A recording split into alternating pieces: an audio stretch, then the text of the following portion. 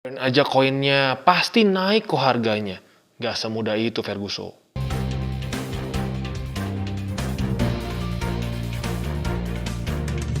Once again, welcome to Crypto Indonesia bersama gue Toshi. Dan seperti biasa kita akan membahas mengenai cryptocurrencies dan blockchain. Jadi pada hari ini guys, kita akan membahas mengenai miskonsepsi mengenai burn dari koin maupun token. Karena banyak sekali orang yang berpikir bahwa gampang, udah burn aja 50%, udah burn aja 90% dari supply, pasti harga naik. Well, kita hari ini akan mencoba untuk mendismiss miskonsepsi itu. Oke guys, pada hari ini kita akan membahas mengenai burn. Ini adalah salah satu topik yang cukup menarik dan cukup banyak diperdebatkan juga di dunia cryptocurrency. Mengenai efektivitas dari burn coin atau token. Gitu ya. Nah, jadi menurut gue ini ada satu miskonsepsi yang lumayan sering terjadi gitu ya. Di beberapa video gue mengenai mungkin dari Shiba Inu, lalu Ethereum, BNB, mereka banyak berpikir bahwa wah udah burn aja, pasti di burn, pasti naik, nggak mungkin nggak naik. Ada yang ngomong udah burn aja 90% supply. Ya gue hari ini mau coba seobjektif mungkin untuk menjelaskan bahwa itu nggak make sense, gitu ya. Jadi gini, kita lihat ini adalah jadwal burn dari Binance sepanjang masa. Pertama di Oktober 2017 dan sekarang yang paling terakhir di Oktober 2021. Jadi sudah berkali-kali ya di burn. Kita bisa lihat, jadi Binance itu sudah nge-burn 16 kali ya, sudah ke 16 kali. Sekarang mau ke 17 nanti.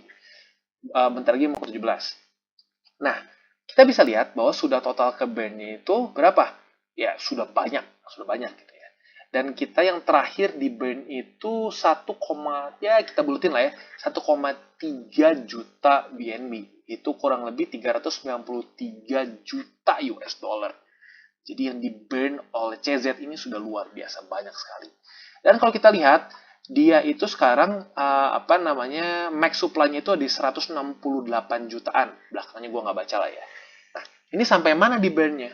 Ini akan di burn sesuai dengan white paper mereka, di mana mereka menulis total awal itu ada 200 juta supply. Sekarang ada 168 juta. Berarti sudah ke burn-nya mungkin sekitar berapa? 32 jutaan gitu ya. Udah ke burn 32 jutaan BNB. Jadi masih cukup panjang sampai ke berapa? 100 ribu. Jadi saat supply dia udah 50%, Binance akan stop nge-burn BNB. Dan ini akan di-burn setiap kuartal. Januari, April, Juli, Oktober. Januari, April, Juli, Oktober. Makanya kalau kita lihat di sini, ya Oktober, Januari, dan ya seterusnya gitu. Seperti yang ditulis di sini ya. Nah, jadi kita bisa lihat. Sekarang, apakah ada korelasinya burning dengan naik? Ada tentunya. Iya dong. Supply dibakar, demand stay, ya pasti naik. Tapi permasalahannya banyak orang yang lupa. Demand ngitungnya gimana? Gitu loh. Demand itu kita susah menghitungnya. Kalau supply kan gampang, bisa dihitung matematika. Kalau demand gimana? Sulit gitu. Ada banyak yang mencoba chart segala macam gitu, tapi nggak bisa seakurat kita menghitung supply. Makanya tidak selalu naik saat di burn. Kita di sini, di burn naik. Oke. Kalau di sini lihat, di burn ngapain dia turun. Di sini ngapain? Sideways. Di sini turun. Di sini turun. Di sini naik lagi. Naik lagi. Turun. Turun. Turun. Sideways. Naik. Jadi kita lihat, bisa dengan sangat jelas bahwa tidak selalu pasti naik saat setiap kali dia di burn. Gitu ya. Jadi kita akan sangat salah berpikir kalau saat satu koin itu di burn, dia pasti akan naik. Gini loh, ini dengan catatan loh. Ini dengan catatan Binance ini sangat kepake koinnya. Kita lihat ya apa aja kegunaan dari Binance ini ya, koin Binance. Kita bisa lihat bahwa Binance ini pertama kali dipakai di 2017. Tujuannya apa? Untuk membuat trading fee jadi diskon. Gitu ya. Dan gua salah satu pemakainya. Gua hold Binance salah satunya untuk kita bayar trading fee. Dan trading fee-nya itu super murah guys. Murah banget kalau lu bayar pakai BNB. Gua tuh pernah bayar paling rendah 30 perak. Rupiah loh, 30 rupiah. Jadi ya ada gunanya dong gua nge-hold BNB. Ada demand untuk meng-hold BNB. Tapi bukan cuma itu. Kalau cuma itu doang sih, gua nggak yakin bisa sampai sehebat ini. Tapi kita lihat, kita bisa bayar bukan cuma di Binance.com, tapi kita juga bisa bayar di DEX-nya Binance. Dan juga di Binance Chain. Kita bayar semua itu pakai BNB. Wow, itu aja demand-nya udah tinggi dong. Lalu selain dari itu juga kita bisa bayar untuk payment di crypto.com, Moneta, HTC, dan bahkan untuk kita bisa membayar akomodasi traveling kita lewat Travel by Bit, Trip.io, dan kita bahkan bisa beli juga di Travala.com. Selain dari itu juga kita bisa beli virtual gifts, card packs, bahkan kita bisa beli lotre pakai BNB. Dan juga untuk online services kita bisa untuk bayar BitTorrent, bahkan Canva. Gitu ya. Kalian pasti tahu lah Canva ini ya, lu bisa bikin presentasi, bisa bikin segala macam lah di sini. Dan lu bisa bayar itu pakai BNB. Jadi kebayang banyak banget gunanya. Dan bukan cuma itu, sebenarnya banyak banget lah kegunaannya. Ada buat provide liquidity, lalu juga bisa buat untuk ICO di Binance. Jadi secara kegunaan, dia benar-benar coin utility yang benar-benar memiliki utilitas gitu loh. Itu pun tidak selalu naik kalau dia di burn. Gitu. Nah, kebayang kalau koin yang nggak punya utilitas, tapi di burn-burn aja. Ya, kebayang Binance yang banyak gunanya aja di burn nggak selalu naik. Gitu ya. Jadi kita harus selalu berpikir bahwa logikanya itu sangat salah kalau lu berpikir satu koin di burn pasti naik.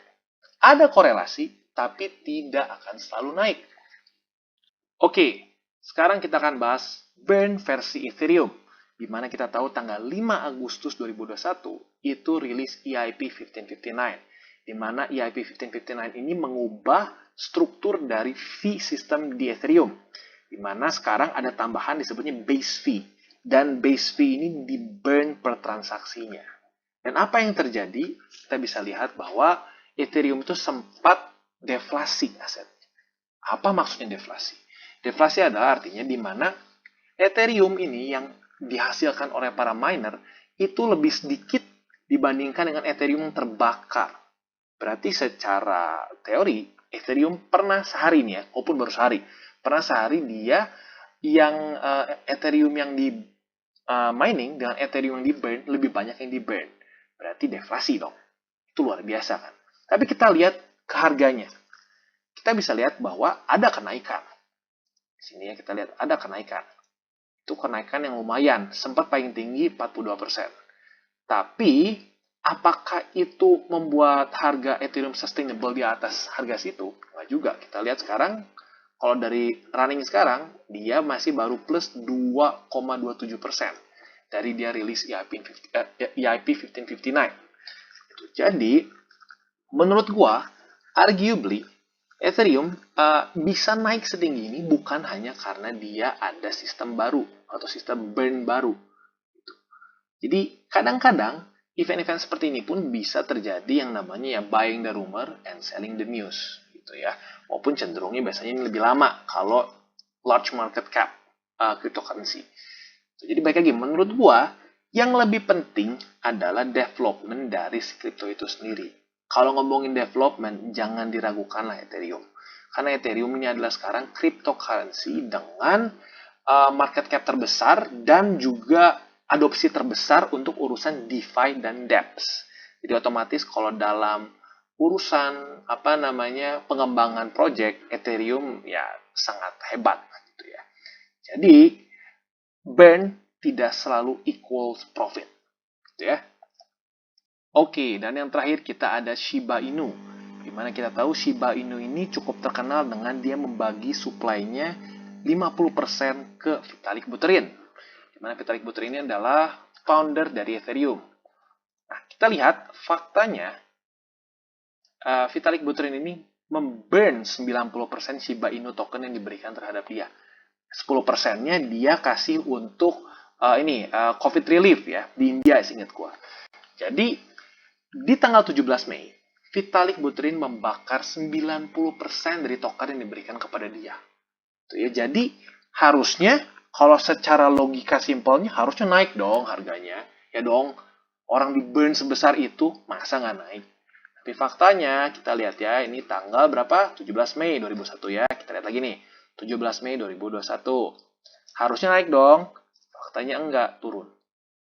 Turun dan sampai sekarang masih di daerah sini. Terus di daerah sini.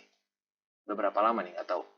Nah, jadi ini juga membuktikan lagi bahwa burn tidak bisa kita pikir pasti akan naik. Gitu ya. Karena pada faktanya ya terjadi seperti ini. Nah, menurut gue kenapa ini bisa terjadi seperti ini? Karena yang pertama adalah, ini kenapa bisa naik dulu seperti ini deh. Ini naik seperti ini, kita harus jujur terhadap diri kita sendiri. Shiba naik bisa sampai sebesar ini bukan karena development mereka, gitu ya. Tapi kenapa? Ya bisa dibilang karena hype. Salah satunya hype dari Dogecoin. Jadi Shiba Inu dan banyak token-token lain yang bertemakan anjing itu naik ke pump. Kenapa? Karena pumpnya dari Dogecoin ini juga, gitu loh. Jadi naik bisa dalam tanda kutip karena euforia, gitu. Nah, sekarang walaupun di sini harusnya secara logika naik lagi dong, 90% coy, 90%. Harusnya masa sih nggak ada kenaikan sedikit pun? Itu dia, tidak ada. Kenapa? Karena orang-orang tahu bahwa secara fundamental Shiba Inu masih projectnya belum terlalu berkembang. Itu mereka emang ada project Shiba Swap.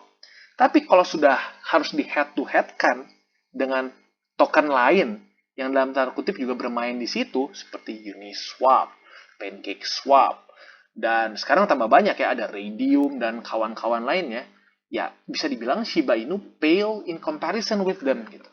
Kenapa ya? Karena mereka ya bisa dibilang Shiba Inu ini awalnya dijadikan kripto sebagai meme gitu ya, sebagai apa ya? Awalnya sebagai a joke gitu. Sama juga seperti Doge. Kenapa sekarang Doge susah untuk naik?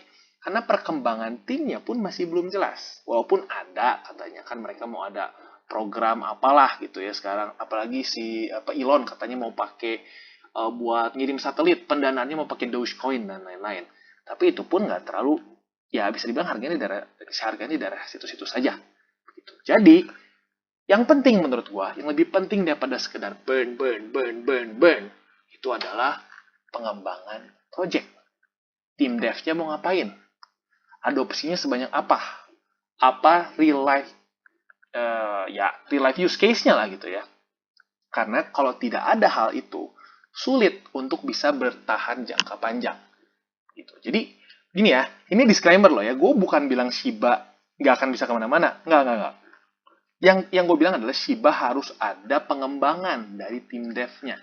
Karena menurut gue ya masih ada nih, si demand untuk Shiba ini masih ada. Tapi kalau tim dev-nya kelamaan, dan gak berinovasi, ya sudah orang pindah gitu loh. Orang akan cut loss gitu loh. Akan cut loss, akan mindahin sisa duit dia untuk ya pindah ke project lain gitu loh ya. Jadi ingat, yang paling penting adalah fundamental dari si coin itu sendiri. Mereka mau ngapain sih? Lu harus coba jujur ke diri lu sendiri. Saat lu punya koin ini, lu bisa pakai buat apa? Nah, kalau lu pemakaian koin ini nggak terlalu banyak gunanya, atau real life use case ini belum terlalu banyak, ya berarti ya sulit gitu untuk dia bisa naik lagi ke new all time highs. Gitu ya. Jadi ingat, burn itu lebih tidak berguna dibandingkan dengan development dari satu project. Gitu ya. Apakah ada korelasinya? Ada, jelas kok di sini. Kita bisa lihat, di burn ada naik, di burn naik, di burn ada naik. Tapi tidak selalu membuat itu naik. Gitu ya. Jadi ingat, good projects is better than have a burning system yang amazing. Gitu.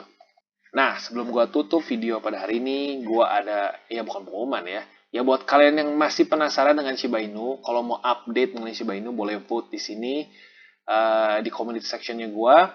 Yang mau boleh ya iyalah ya, yang mau tinggal iya, yang enggak gitu. Sekarang baru 2 vote enggak nih. Jadi buat kalian yang mau silahkan vote ya. Oke, jadi kesimpulannya guys, supply demand memang ada aturannya. Saat supply turun atau di burn, koin kalau in theory demand stay akan naik harganya. Tapi untuk menghitung supply kita gampang, tinggal ya ada hitungannya berapa koin. Tapi kalau kita ngomongin demand susah, itu lebih abstrak untuk dihitung. Ada beberapa indikator yang mencoba untuk menghitung demand, tapi nggak bisa benar-benar seakurat kita menghitung supply. Maka dari itu, ada korelasinya burn crypto, burn ya koin atau token, tapi tidak selalu akan naik. Begitu. Jadi, jangan lupa, jangan pernah berpikir bahwa kalau koin di burn pasti akan naik. Gitu ya. Jadi, jangan lupa untuk kalian yang ingin terus keep up with the cryptocurrency market untuk mengikuti daily charting with Toshi di sini. Dan juga untuk kalian yang mungkin ingin tutorial, mulai dari gimana cara staking, gimana cara baca candle, dan lain-lain, bisa juga lihat tutorial with Toshi. Dan jangan lupa untuk like, share, subscribe, dan klik the bell icon. See you on the next videos.